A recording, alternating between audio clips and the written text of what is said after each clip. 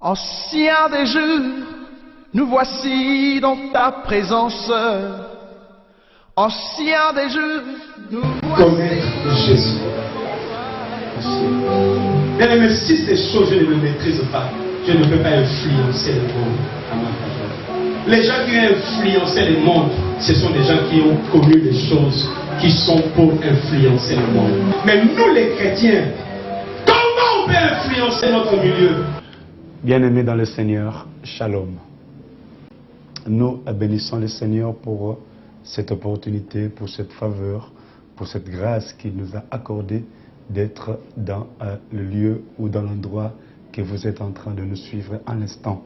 À l'instant que vous nous suivez, simplement pour vous apporter un message dans la pensée du combat spirituel que nous avions déjà commencé à faire preuve de notre message de ce mois. Aujourd'hui, nous allons parler sur un sujet qui est extraordinaire que nous intitulons La défaite n'existe pas. Dans le combat, bien-aimé, il y a une chose que nous voulons accentuer, que nous voulons montrer au peuple de Dieu, c'est de leur dire de ne pas croire à la défaite. Parce que si nous croyons à la défaite, chers amis, chers frères, ça sera difficile que nous puissions remporter la victoire. J'étais en train de suivre une émission dans les jours passés où il y avait un frère qui était en train de poser la question à un pasteur. Il dit: pourquoi les églises n'évoluent pas? Nous voyons comment les païens avancent, nous voyons comment les païens évoluent, mais par contre nous, nos églises, rien ne marche. Apparemment, c'est comme si les pasteurs, vous êtes en train de seulement nous embobiner. Et ce n'était pas à moi qu'on avait posé la question, mais j'étais en train de suivre cette émission et je me suis dit dans mon cœur que les problèmes ne passent seulement aux pasteurs, mais les problèmes c'est aussi aux fidèles et aux chrétiens que vous êtes, que nous sommes. Pourquoi je dis cela? C'est qui veut simplement dire que beaucoup de chrétiens laissent le temps, laissent la parole de Dieu ne pas pénétrer leur cœur. Ils ne croient pas que la victoire, ils peuvent l'obtenir par leurs propres efforts. Ils croient que Dieu seul peut faire tout. Ils croient que Dieu seul peut marcher. Bien, bien, c'est vrai que Dieu est avec toi, mais la Bible dit: avec Dieu, nous ferons des exploits. Et pour que nous puissions faire des exploits, bien aimés, il y a une partie que Dieu doit prendre et une autre partie que toi, tu dois prendre. Alors, je vous invite à suivre avec moi, bien aimés, dans cette émission. Maintenant, c'est l'heure. La partie que nous voulons développer avec vous en ce moment, c'est que la défaite n'existe pas. Alors, suivez-nous dans ce temps de la gloire. Nous disons Shalom. Shalom, car c'est la paix qui règne et qui vient dans vos maisons. Nous voulons rapidement commencer avec vous cet enseignement sur la défaite n'existe pas. La défaite n'est pas notre beefsteak, la défaite n'est pas notre champ de victoire. Mais par contre, la victoire, bien aimé, est un élément important que le Seigneur est en train de faire dans nos vies. Je veux dire à quelqu'un, dans le combat, il y a trois types de personnes, ou trois genres que nous pouvons voir dans le combat. Dans le combat, bien aimé, ceux qui vont dans le combat, il y a ceux qui sont morts. Dans le combat, il y a ceux qui abandonnent. Et dans le combat, il y a ceux qui gagnent. Or, la Bible dit que nous sommes des combattants. Il y a une phrase que j'ai aimée dans la Bible où Paul est en train de dire à Timothée, il dit: combat les bons combats dans la foi, garde espoir. Il y a lieu, cher ami, de ne pas baisser les bras. Il y a lieu, cher ami, de ne pas abandonner ce que le Seigneur veut faire dans ta vie. Il y a lieu, bien aimé, de résister face à toutes les attaques ou les pièges. Écoutez ce que la Bible dit. Toute arme forgée contre toi sera nulle et sans effet. Pourquoi? Parce que l'Éternel connaît que tu as des choses à faire, bien-aimé, et il ne permettra pas que tu arrives à perdre les combats. Donc là, je ne parle pas à ceux qui vont abandonner, je ne parle pas à ceux qui vont mourir, mais je parle à ceux qui vont gagner. Si tu as abandonné, bien-aimé, ou tu veux abandonner le combat, je vais te rappeler en ce moment pour que tu reprennes le combat. Bien-aimé, je dis shalom. La Bible nous dit, la foi vient de ce qu'on entend. C'est formidable. La foi vient de ce qu'on entend. Pour que nous arrivions, bien-aimés, à remporter ou à confesser que la défaite n'existe pas, il y a lieu, bien-aimés, d'appliquer dans notre combat, dans notre guerre, une chose qu'on appelle la foi. Mais comment la foi entre en exercice dans ce message? La Bible dit, la foi vient de ce qu'on entend. Et ce qu'on entend vient de la parole de Dieu. Il y a lieu, bien aimé, de comprendre que la foi vient de ce qu'on entend. Mais quand quelqu'un entend une seule fois, il ne va pas bien comprendre la chose qu'il a entendue. Si nous rentrons dans la Bible, nous allons voir, il y a des hommes de Dieu que l'Éternel a appelés, comme Samuel, comme Jérémie. Il les a appelés en leur donnant une voix, une parole. La Bible dit Samuel, Dieu l'avait appelé. Et Samuel entendait, mais il ne comprenait pas. Et comme il ne comprenait pas, le Seigneur n'était pas habilité à lui donner ce qu'il avait, ce que le Seigneur avait pensé pour Samuel. Jusqu'à ce que Samuel avait compris. Jérémie, Dieu lui a dit, que vois-tu?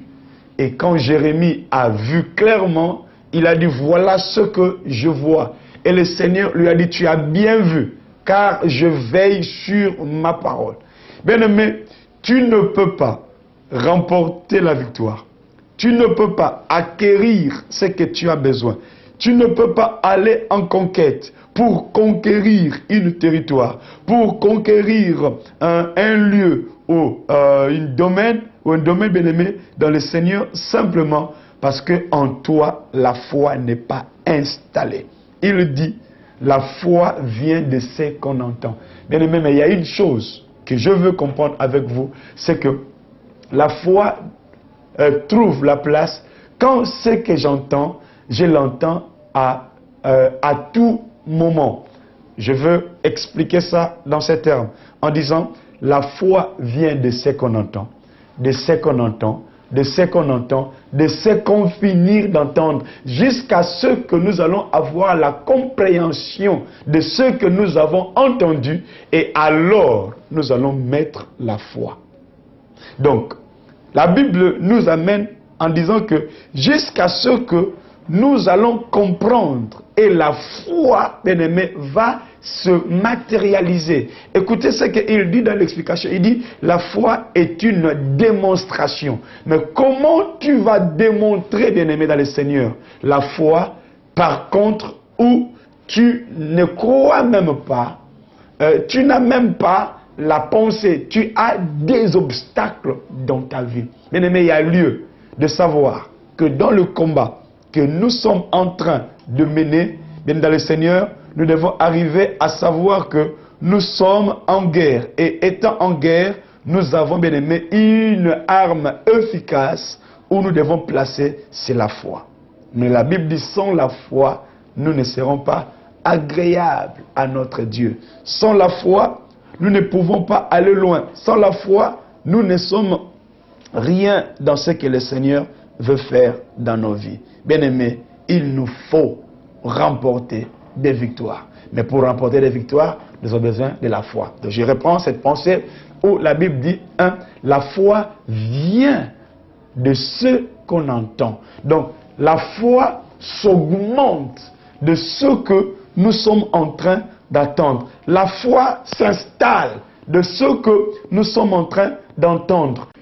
Quand tu entends, bien-aimé, la foi, nous avions dit, s'augmente. Quand tu entends, bien-aimé, la foi prend place, la foi prend possession.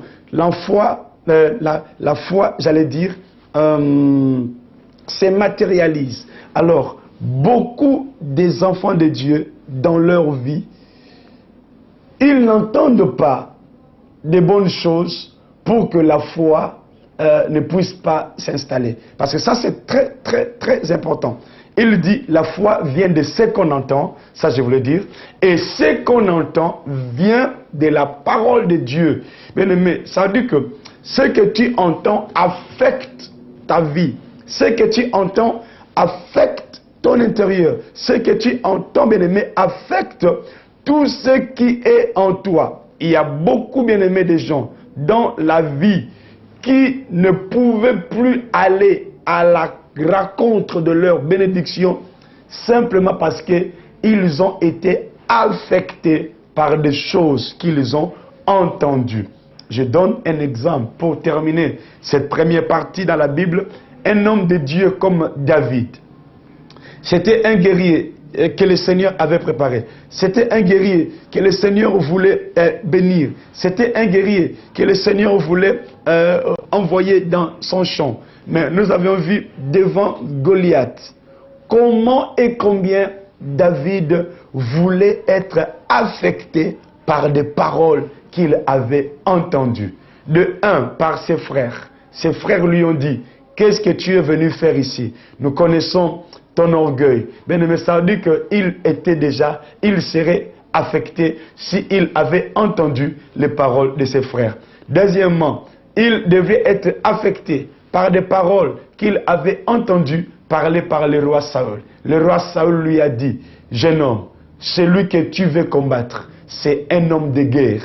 C'est quelqu'un qui, dès sa jeunesse, mais toi, je ne t'ai jamais vu aller en guerre. Mon fils, mon petit, arrête cette affaire-là. Bien aimé, combien de gens t'ont dit d'arrêter cette affaire?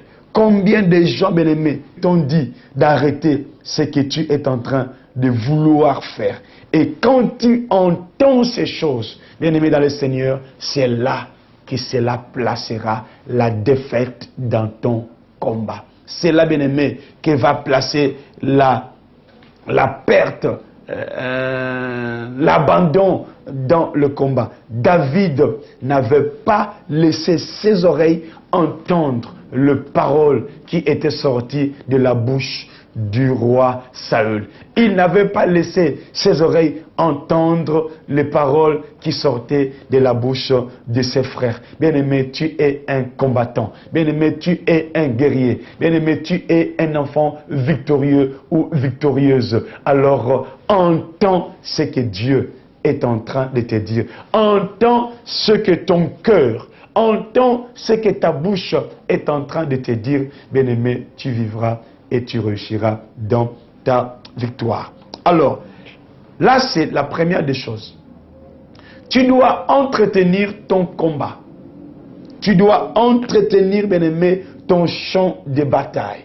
Tu dois entretenir, bien-aimé, ton lieu de territoire que tu veux acquérir. Et pour l'entretenir, nous venons de dire qu'il nous faut la foi. Sans la foi, nous ne sommes pas agréables devant notre Dieu.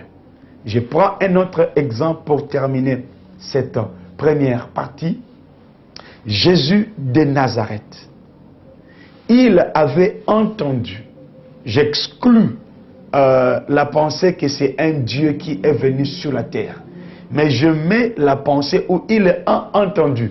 Après avoir été baptisé, la Bible dit, le ciel s'ouvrit et une voix se fut entendre. Celui-ci, alléluia, est mon fils, en qui j'ai mis toute mon affection. Il a dit, l'Esprit du Seigneur est sur moi. Il avait confiance de la pensée qui était dans son cœur, de ce que Dieu lui avait dit. Mais bien aimé dans le Seigneur, dans le parcours de notre Maître Jésus-Christ de Nazareth, il était arrivé à un moment où l'obstacle, un géant qui avait pris le pays en otage, il s'appelait Hérode. La Bible dit, les gens sont venus dire à Jésus, Hérode te cherche. Alléluia. Écoutez bien aimé dans le Seigneur, la défaite vient quand toi-même tu confesseras la défaite. L'échec vient quand toi-même tu confesseras l'échec. La mort vient quand toi-même tu confesseras la mort. La Bible dit, celui qui persévérera jusqu'à la fin, il remportera la couronne. Celui qui va persévérer jusqu'à la fin, il va remporter la victoire. La Bible nous dit, il vient annoncer à Jésus, Hérode te cherche. Jésus, dans cette pensée, il dit à la personne qui est venue lui annoncer, allez dire à Sérénard. Donc il a renvoyé le message pour dire que je n'ai pas peur. Parce que c'est lui qui m'a dit, il ne me laissera pas tomber dans le champ de bataille. Bien aimé, Élisée l'a fait. La Bible dit, son serviteur est venu lui dire, Maître, les gens sont venus nous arrêter. Qu'est-ce que nous allons devenir? Oh, bien aimé dans le Seigneur, la Bible dit, Élisée a dit à son serviteur, ceux qui sont avec nous sont plus nombreux que ceux qui sont avec eux. Donc cela veut dire, avec Dieu, nous ferons des exploits. Il n'y a pas lieu, bien aimé dans le Seigneur, de croire que la défaite est ton partage. Il n'y a pas lieu, bien aimé, de croire que la défaite, bien aimé, est la fin de ta vie. Mais il y a lieu de croire que si tu tiens avec le Seigneur, si tu tiens, bien aimé, le Seigneur, que la gloire de Dieu est dans ta vie et dans ta maison, bien aimé, tu verras, et tu mangeras le fruit de tes lèvres. Tu mangeras le fruit de tes pensées. Tu t'assieras, bien aimé, dans un trône royal. Tu vas marcher, tu vas rouler, bien aimé, dans des choses que le Seigneur t'a promis. Bien aimé, ce n'est pas des bobards que je suis en train de te dire. Ce n'est pas, bien aimé, des choses pour te faire des illusions, mais c'est de croire qu'à la confession de ta bouche, à la confession, bien aimé, de ce que tu entends de la parole de Dieu, tu pourras acquérir un territoire. Que le Seigneur soit béni. Entrons dans notre deuxième pensée. D'où vient la parole? On vient de le dire. La parole de Dieu vient de ce qu'on entend. Dans ce que tu entends, bien-aimé, cela t'apportera la vie et la victoire au nom de Jésus-Christ. Bien-aimé, disons Shalom. La défaite n'existe pas. Alors, pour que tu puisses remporter la victoire, bien-aimé, nous devons utiliser et entrer dans cette pensée en croyant que tu dois ou nous devrions, bien-aimé, faire face aux difficultés. Je n'ai pas dit que comme la défaite n'existe pas, ben, les choses vont marcher dans la roulette. Non. Bien-aimé, il y a des difficultés qui viennent. Il y a des difficultés, bien-aimés, qui nous ramènent ou qui changent nos pensées ou qui nous amènent, bien-aimés, à vivre dans des situations où tu vas tout laisser. Bien-aimé dans le Seigneur, des difficultés sont des ingrédients du combat que nous sommes en train de mener. Alors, deuxième point, nous devons faire face aux difficultés. Bien-aimé, je n'ai pas besoin de t'expliquer c'est quoi les difficultés. Mais ce que tu vis, bien-aimé, en toi, qui ne marche pas, qui ne se lève pas, bien-aimé, tu dois faire face à cela. jusqu'à ce que, bien-aimé, cela va se retirer de toi. Écoutez ce que la Bible dit. Vous résisterez au diable et il fuira loin de vous. Alléluia. Bien-aimé, et pourtant, c'est le diable. Et pourtant, bien-aimé, il est puissant. Mais il n'est pas tout puissant. Mais la Bible nous dit, tu résisteras. En d'autres termes, il dit, résistez au diable. Et donc, c'est et de conjonction. Quand tu résistes au diable, la suite, le diable va fuir.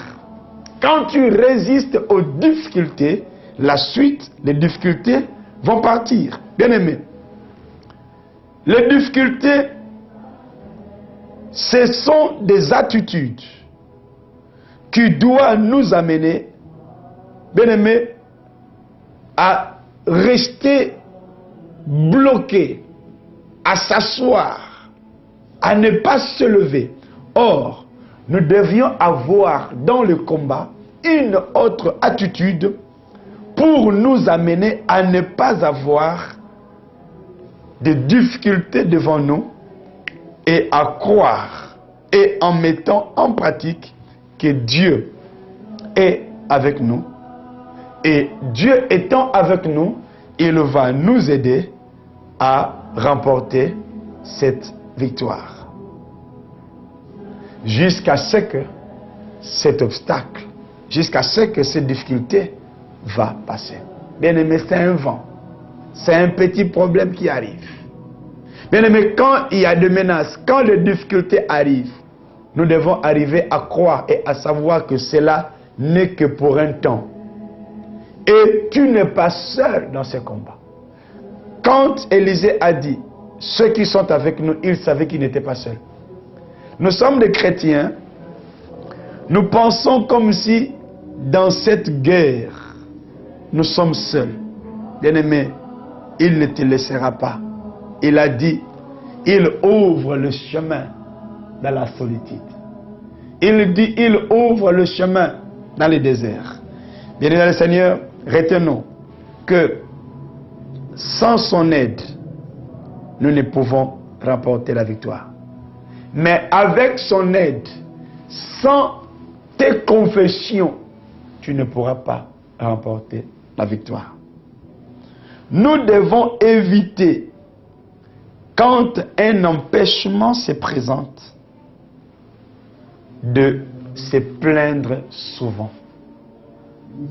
Beaucoup de chrétiens pleurent, se plaignent, ils refusent de se lever parce que les difficultés ont fait asseoir leurs pensées et leurs projets et rien ne peut avancer dans leur vie. Bien-aimés, nous devons éviter que quand les éléments de nos combats, quand les obstacles vont venir, bien-aimés, de se plaindre. Nous devons éviter, bien-aimés, de pleurer. Nous devons éviter, bien-aimés, de se lamenter. Tu vas aller partout ailleurs, commencer à t'expliquer. Bien-aimé, le combat, tu vas le perdre. Suivons un exemple de notre grand frère, Jean-Baptiste. Quand le combat de sa vie, bien-aimée, avait connu des difficultés, la Bible dit, Jean, quand il était arrêté, il est parti dans la prison et, étant dans la prison, appela ses disciples. Il dit à ses disciples, allez demander à Jésus si c'est lui qu'on avait entendu. C'est lui ou dois-je entendre quelqu'un d'autre? En d'autres termes, si Jésus est le sauveur ou je dois attendre un autre sauveur. Jean pose la question à Jésus par l'intermédiaire de ses disciples. Est-ce c'est toi qu'on doit attendre ou quelqu'un d'autre qui doit venir nous libérer? Et Jésus répond à la question. Il dit, de tout homme sur terre qui est né de la femme, Jean est le plus heureux. Jean est le premier. Mais il dit, au royaume des cieux, Jean sera le dernier. En d'autres termes, il n'a pas dit que Jean sera le dernier, non. Mais il voulait simplement dire qu'à d'autres termes, c'est lui qui va confesser la défaite dans son combat. Sa place n'est pas au premier rang dans le royaume. C'est lui qui va confesser la défaite dans son combat, dans sa vie. Sa place n'est pas au premier rangé dans le combat. Sa place est en arrière. Donc il y a lieu de comprendre que si le combat est devant toi, évitez, bien-aimé, que des difficultés changent ta façon de voir. Évitez que des difficultés, de soucis, de manque de choses. Bref, tu connais ce que tu passes comme difficulté. Tu connais ce que tu passes comme souffrance. Tu connais ce que tu vis, bien-aimé, comme situation étrange et obscure. Mais le Seigneur est en train de te dire, fais face aux difficultés. Jean n'a pas pu faire face aux difficultés. Mais Jésus a pu faire face aux difficultés et il a remporté la victoire. Bien-aimé, un autre point, c'est tout obstacle peut être vaincu. Tout obstacle peut être vaincu. Je vais prendre Philippiens chapitre 4. Philippiens chapitre 4, verset 13. Écoutez ce que la Bible nous dit. Je puis tout par celui qui me fortifie. Je puis tout par celui qui me fortifie. Or, dans le français courant, il dit, je fais face à toute situation grâce au Christ qui me fortifie. Je fais face à toute situation grâce au Christ qui me fortifie. Bien-aimé, les obstacles doivent être vaincus. Zorobabel dit, qui es-tu, grande montagne? C'était un obstacle à sa construction. Qui es-tu, grande montagne? Devant Zorobabel, tu seras aplani.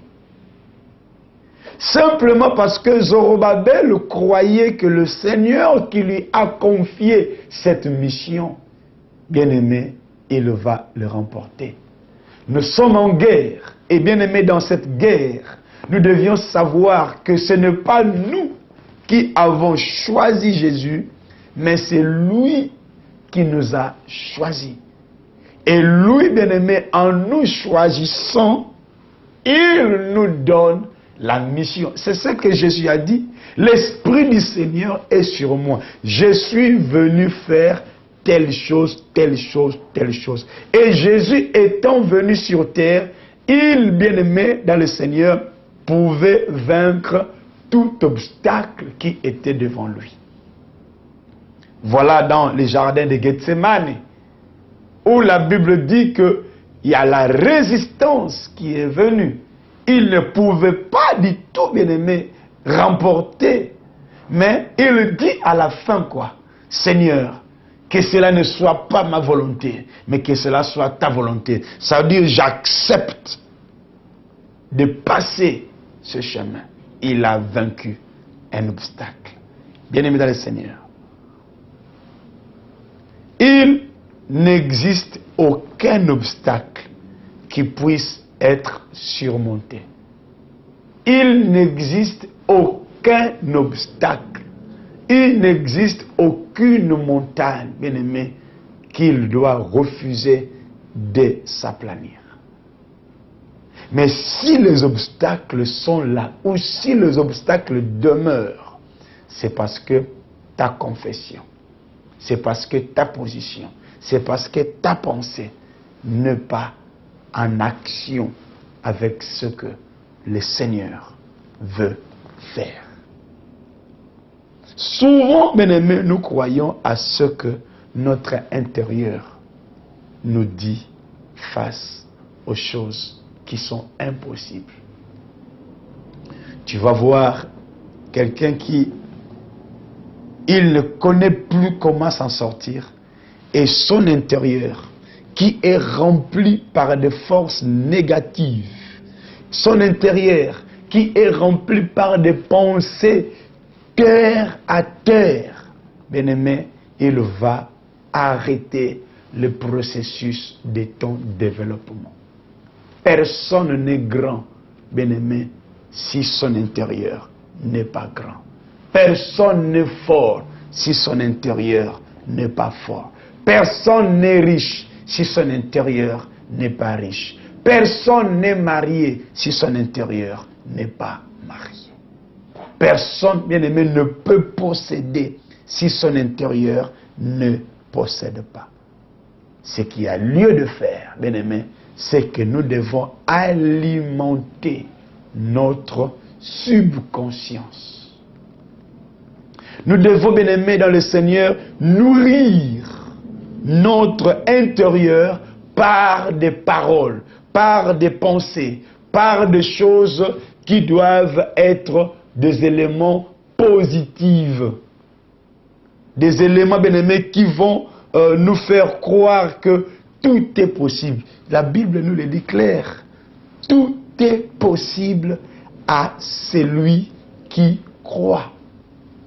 Si tu ne crois plus, bien-aimé, ce ne sera plus possible. Quelqu'un me dira, il y aura la volonté de Dieu. Quelqu'un me dira, c'est par la volonté de Dieu, bien-aimé, mais tu attendras longtemps. Donc, croyez-moi, cher ami, cher serviteur, cher frère, qui me suit en ces lieux et en ce jour, que les obstacles doivent être vaincus. Bien-aimé, un cinquième point qui va faire en sorte que la défaite ne soit pas notre partage, c'est avoir la volonté, avoir le pouvoir, avoir la puissance de la conviction. Beaucoup de chrétiens ne sont plus convaincus que le Seigneur est derrière eux. Nous venons à l'église maintenant avec des formalités. Nous servons le Seigneur plus avec le zèle, plus avec l'appel qu'il nous a donné, mais avec la chair. Nous n'avons plus la conviction. J'ai dit shalom. Bien-aimé, quand tu as la conviction sur quelque chose, tu ne pourras pas baisser les bras. Beaucoup de difficultés ou des obstacles s'acharnent dans nos vies pendant un long moment, pendant des années, pendant des mois, pendant des périodes, simplement parce que nous ne voulons pas, bien-aimés dans le Seigneur, accentuer notre pensée sur la culture de la foi ou de enlever des obstacles dans nos têtes. Il dit, lorsque l'esprit se convainc de quelque chose, il conduit l'être tout entier parce qu'il en va ainsi de l'esprit de l'être humain. Bien-aimé, quand quelqu'un est habité, lorsque, bien-aimé, je dis et je le répète, bien dans le Seigneur, lorsque l'esprit de quelqu'un est convaincu de quelque chose, bien-aimé, il conditionne l'être humain. Beaucoup de chrétiens, ils sont fatigués. Ils vont au travail avec, ils n'ont plus l'engouement d'aller parce que ils ont entendu des promesses. Des promesses n'ont pas été réalisées. Ils ont entendu de choses qu'on leur a proposées. Celles-là ne sont pas venues et ils ont abaissé le bras. Et en abaissant les bras, bien-aimés dans le Seigneur, plusieurs ont perdu leur victoire. Le pouvoir dans la conviction, bien-aimé, pousse l'homme à engager tout son être, à engager. Regarde des hommes qui font de la politique. Quand ils sont convaincus, ils engagent son intelligence, il engage son corps, il engage son esprit. Donc tout est en lui, il l'engage.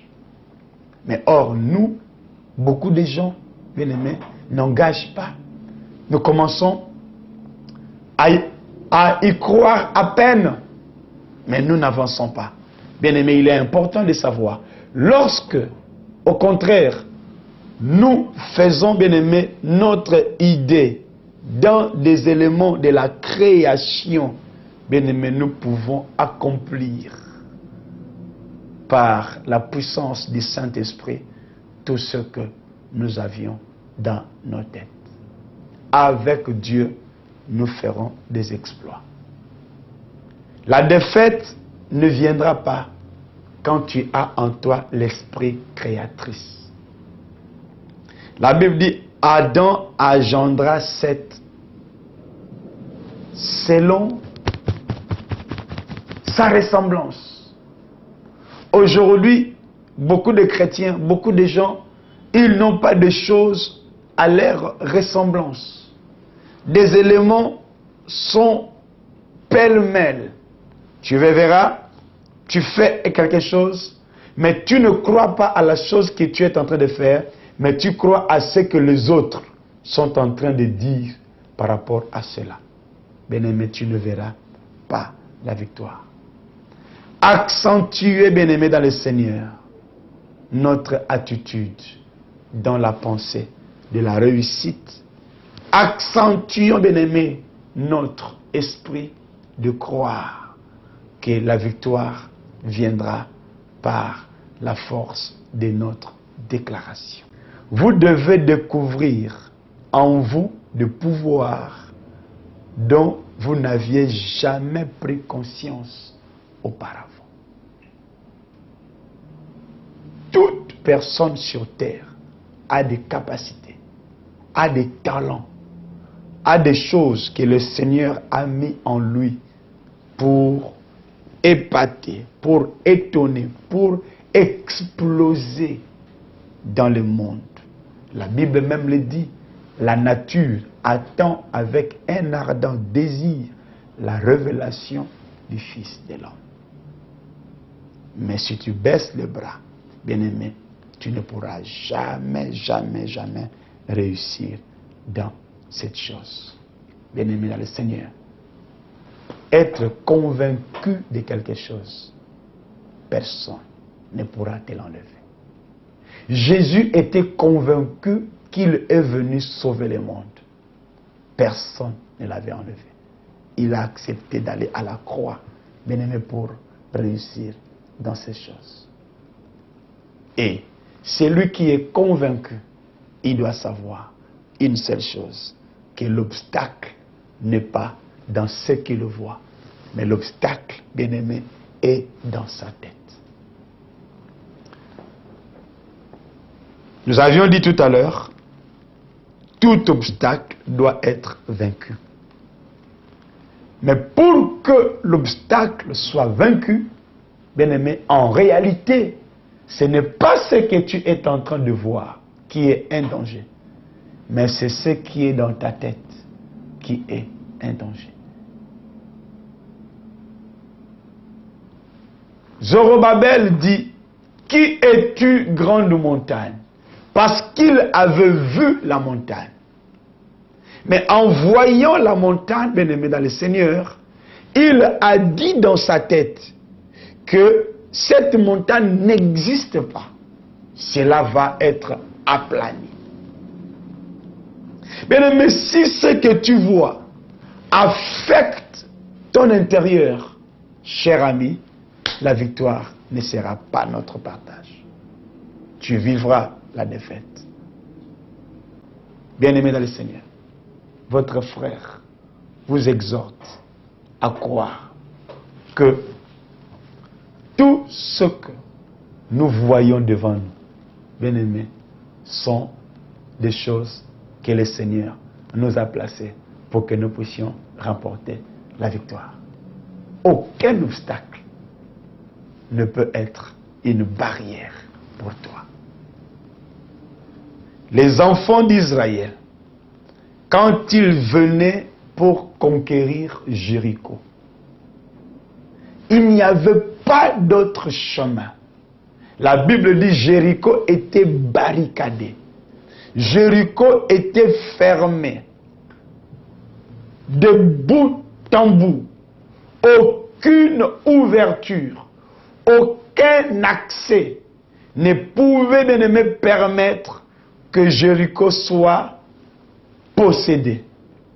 Mais Josué avait dit, nous allons conquérir Jéricho.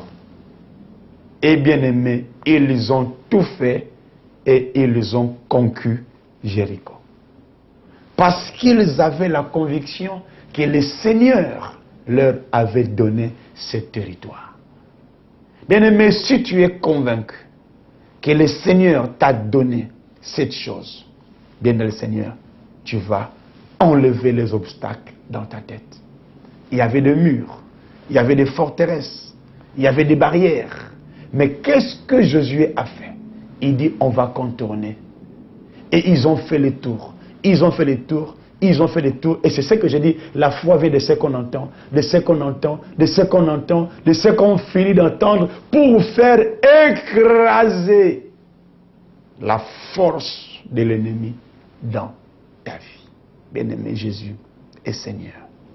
Il faudrait toujours se rappeler cette évidence. L'obstacle est dans la tête.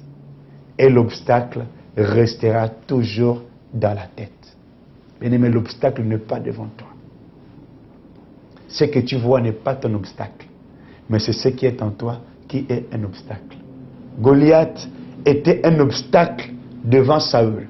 Goliath était un obstacle devant Israël. Mais devant David, Goliath n'était pas un obstacle. Pourquoi Goliath était un obstacle? Parce que dans la tête de Saül, il n'a jamais vu un guerrier comme ça. Pourquoi l'obstacle? Pourquoi Goliath était un obstacle? Parce que Israël n'a jamais vu un guerrier comme ça. Bien-aimé, ce que tu vois, tu dis, waouh, je n'ai jamais vu cette chose. C'est impossible. Bien-aimé, tu ne verras jamais la victoire. Maman, tu n'as pas d'enfant, la victoire est là. Quoique les enfants, l'obstacle, c'est dans ta tête. Ce n'est pas ce que le médecin t'a dit.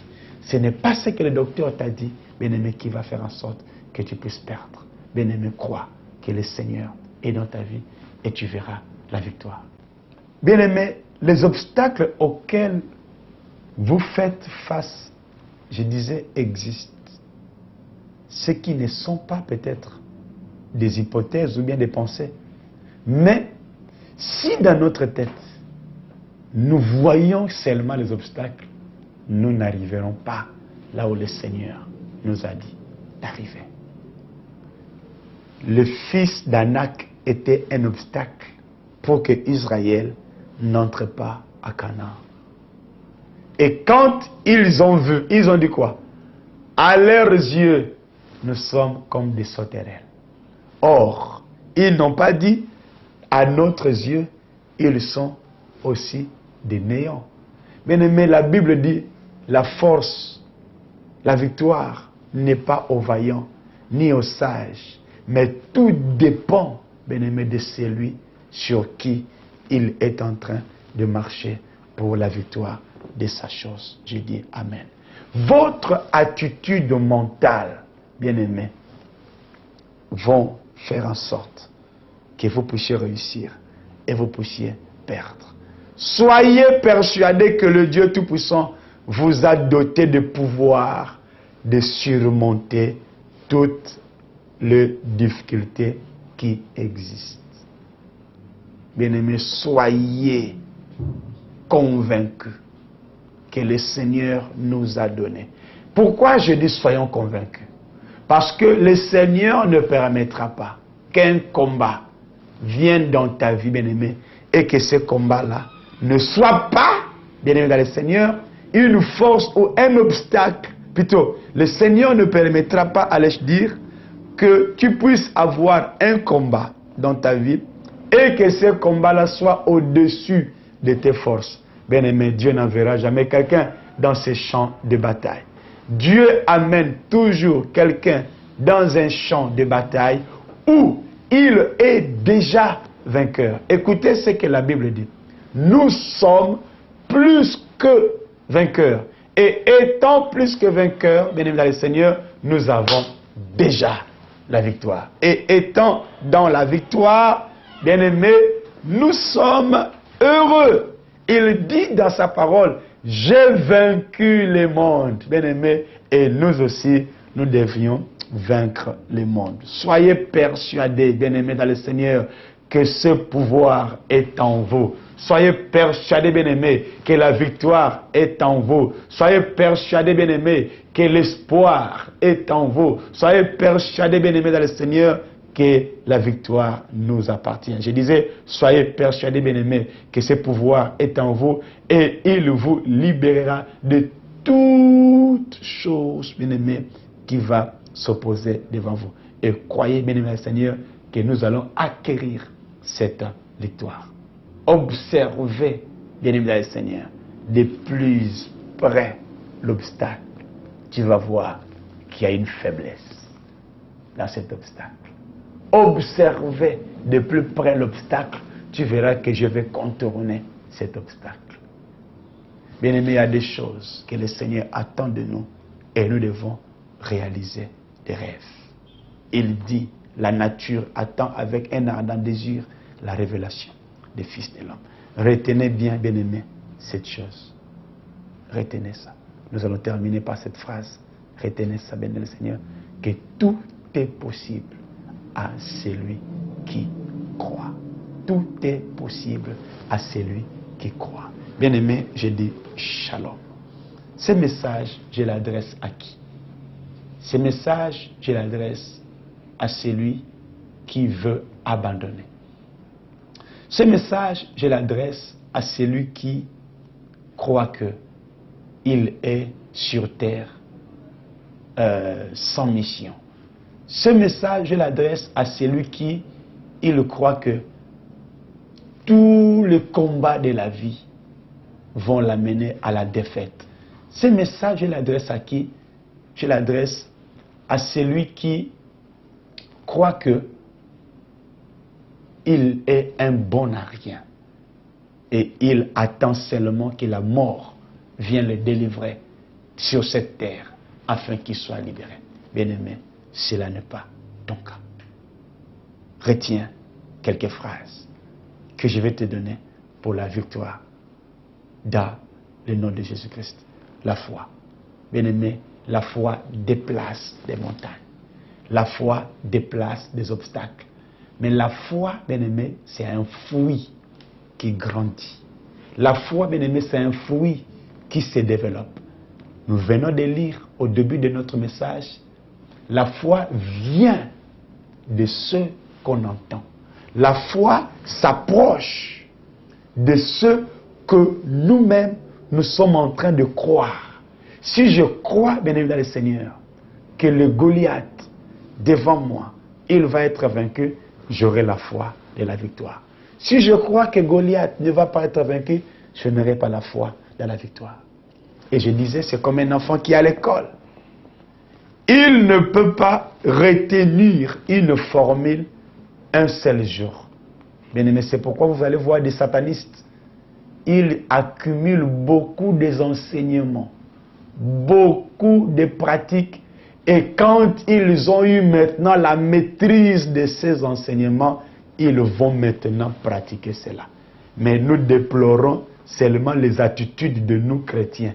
Tu vas voir quelqu'un qui vient à l'église. 1 mois, 2 mois, 3 mois, je suis fatigué. Je suis venu dans cette église, sachant que le Seigneur va me donner ce que j'ai besoin.